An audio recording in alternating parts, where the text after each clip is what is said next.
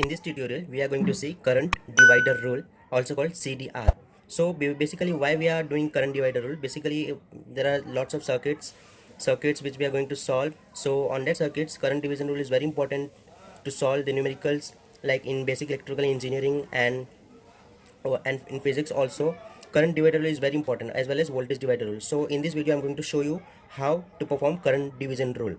And one more thing I want to tell you that current divider is only applicable for parallel circuits. For example, we have, this is the current source, this is R1, this is R2,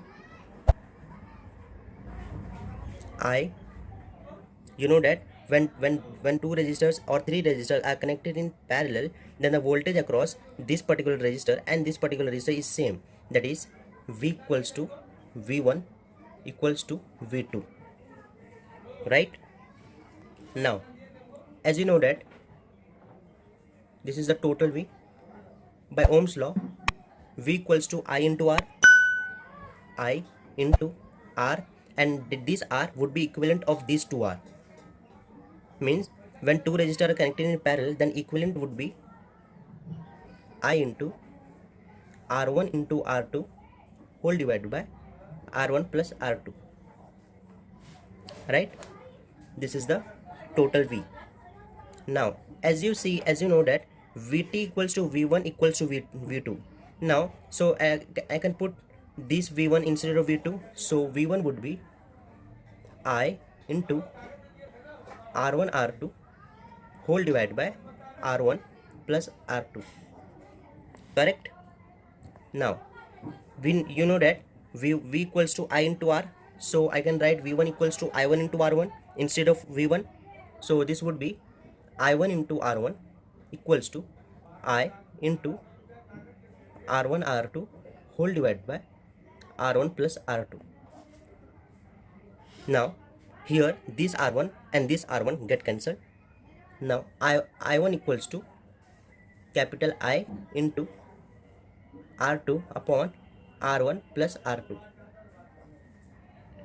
So this I1 is the current flowing through this branch, this particular resistor R1. Means if I want to find the current through R1, so it would be R2 divided by R1 plus R2 into the total current.